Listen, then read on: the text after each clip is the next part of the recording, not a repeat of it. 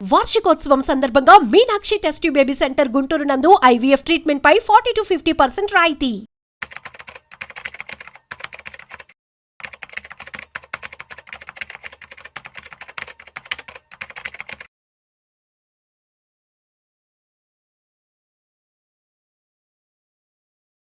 Suman TV ప్రేక్షకులకు నమస్కారం. ఈరోజు మన ఎపిసోడ్ ఏమిటంటే, నేను గత కొంతకాలంగా ట్రేడింగ్ వద్దు, సేవింగ్స్ వద్దు, ఓన్లీ ఇన్వెస్ట్మెంట్ అని ప్రమోట్ చేస్తున్నాను. ట్రేడింగ్ ఎందుకు వద్దంటున్నాను, సేవింగ్స్ ఎందుకు వద్దంటున్నానంటే, ట్రేడింగ్లో ఏమిటంటే మనకి అది కాంట్రాక్ట్స్, అంటే ట్రేడింగ్ కూడా మనకి సెబీ అండర్లోనే ఉంటుంది, సెబీ రెగ్యులేటెడే. కానీ ట్రేడింగ్ ఏమిటంటే కాంట్రాక్ట్స్, హై నాలెడ్జ్ కావాలి. అలాగే సేవింగ్స్లో ఏంటంటే వడ్డీ రేట్లు తగ్గిస్తూ ఉండటం వల్ల ఇంకా తగ్గటం వల్ల మీకు ధరల పెరుగుదలని అందుకోలేరు, కాబట్టి సేవింగ్స్ వద్దంటున్నాం. ఈ ట్రేడింగ్ వద్దు అనటానికి మనం ఒక 2 ఎగ్జాంపుల్స్ చూద్దాం. అసలు ప్రపంచ మార్కెట్స్కి పెద్దన్న అమెరికన్ మార్కెట్స్లో biggest correction, stock market correction ఎప్పుడు వచ్చిందంటే 1929లో 75% కరెక్షన్ వచ్చేసింది. అంటే 75% స్టాక్ మార్కెట్ కుప్పకూలింది. ఆ టైంలో ఒక ఇద్దరు విభిన్న వ్యక్తుల గురించి మనం చూద్దాం. నేను ఈ టాపిక్ మోర్గన్ గారి నుంచి తీసుకున్నాను, ఆయన బుక్ నుంచి. ఇద్దరు వ్యక్తులు, ఒకళ్ళు జెస్సీ లివర్మోర్ ఒక వ్యక్తి. ఆయన ఫేమస్ ట్రేడర్, మీరు గూగుల్లో కొట్టితే కూడా వస్తుంది, స్టాక్ మార్కెట్ ట్రేడర్ అనమాట, ఫేమస్. ఆ రోజులోనే ఆయన 100 మిలియన్ సంపద ఉన్న వ్యక్తి. ఆయన 1929లో స్టాక్ మార్కెట్లో ఫేమస్ ట్రేడరు. అయితే 1929 అక్టోబర్ 29న బిగ్గెస్ట్ కరెక్షన్ వచ్చింది. అంటే 75% ఆఫ్ ది స్టాక్స్ కుప్పకూలింది, మార్కెట్స్ కుప్పకూలింది. ఆయన ఇంటికి వచ్చారు.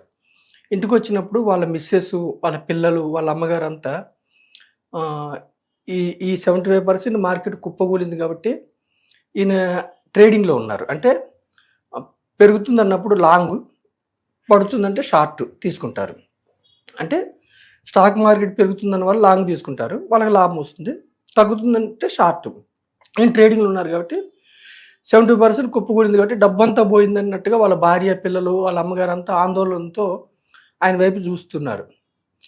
అప్పుడే ఫస్ట్ టైము ప్రపంచ స్టాక్ మార్కెట్స్లో black Monday, black Tuesday, black Wednesday అని ఇంతకుముందు ఎప్పుడు లేదు. ఫస్ట్ టైము ఆ కరెక్షన్ వల్ల వచ్చినాయి అన్నమాట పేర్లు. అయితే ఆయన తీసిన తర్వాత వాళ్ళ ఆందోళన గమనించి ఆయన నవ్వుతూ ఉంటే, ఏమైంది మన డబ్బులు పోలేదా మొత్తం అని వాళ్ళు అడిగితే, ఆయన నేను షార్ట్ తీసుకున్నాను, సో నేను ఐఎమ్ సేఫ్, పైగా richest person in American country, ఈ యొక్క స్టాక్ మార్కెట్ కరెక్షన్ వల్ల అయ్యాను అని ఆయన వెరీ హ్యాపీ. అంటే ఆయన ముందే కరెక్షన్ ఎక్స్పెక్ట్ చేశారు, షార్ట్ కొట్టారు. అమ్మేసినప్పుడు షార్ట్ కొట్టినప్పుడు ఏమైందంటే మిక్కిలి డబ్బు మల్టిప్లై అయ్యి ఆయనకి డబ్బు వచ్చింది. రెండో వ్యక్తి ఇతను సేఫ్ ఆ కరెక్షన్ వల్ల. రెండవ వ్యక్తి అబ్రహాం జర్మన్స్కి. ఇతను ఆ రోజుల్లోనే 1920sలోనే అమెరికన్లో బిగ్గెస్ట్ రియల్ ఎస్టేట్ ద్వారా మిక్కిలి ధనం సంపాదించిన వ్యక్తి. ఇతను కూడా స్టాక్ మార్కెట్లో బెట్టింగ్స్, అంటే ఇన్వెస్ట్మెంట్ కాకుండా వీళ్ళు ట్రేడింగ్ చేసేవాళ్ళు, బెట్టింగ్ పెట్టాడు. ఈయన జెస్సీ గారేమో షార్ట్ కొట్టారు కదా, ఈయనేమో అప్పుడు మార్కెట్స్ బుల్లో ఉన్నాయని ఈయన లాంగ్ తీసుకున్నారు. లాంగ్ తీసుకొని ఈయన సంపద అంతా, మ్యాక్సిమం ఈయన డబ్బంతా పోయింది అబ్రహాం జర్మన్స్కి. సో ఈయన ఏం చేశారంటే 2 రోజుల్లో సూసైడ్ చేసుకున్నారు. అంటే స్టాక్ మార్కెట్ కరెక్షను ఒక వ్యక్తికి మిక్కిలి లాభం వచ్చింది, ఇద్దరు పెద్ద ధనవంతులు, ఇంకొక వ్యక్తి డబ్బు పోయింది, ఇతను సూసైడ్ చేసుకున్నాడు. అప్పుడే 1929లో ఎంతోమంది ట్రేడింగ్ చేసిన వాళ్ళు స్టాక్ మార్కెట్లో సూసైడ్ చేసుకున్నారు. సో ఇతను జర్మన్స్కి సూసైడ్ చేసుకున్నారు, అయిపోయింది. సరే, జెస్సీ లివర్మోర్ ఏమయ్యాడు, షార్ట్ కొట్టిన తర్వాత ఇంకా ప్రపంచవ్యాప్తంగా స్టాక్ మార్కెట్లో ధనవంతుడయ్యాడు.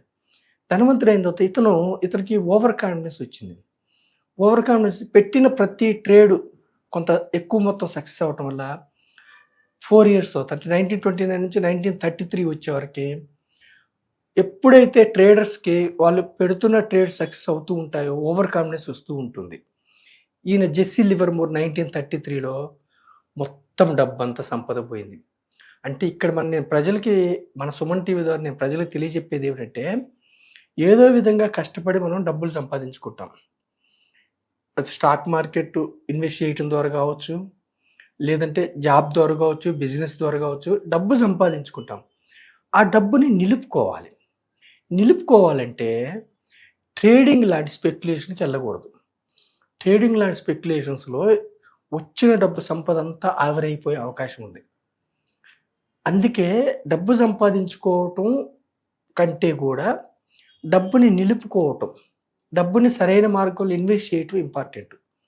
నేను ప్రజలకి అప్పుడేమైంది, జెస్సీ లివర్మోర్ కూడా 1933లో ట్రేడింగ్ ద్వారా డబ్బులు పోగొట్టుకున్నారు. ఇప్పుడు కూడా ఈ రోజుల్లో కూడా మన సెబీ ఏం చెప్తుందంటే 100 మంది ట్రేడ్ చేస్తుంటే 92 మెంబర్స్కి డబ్బులు పోతున్నాయి రిటైల్ ఇన్వెస్టర్స్కి అని చెప్తున్నాను.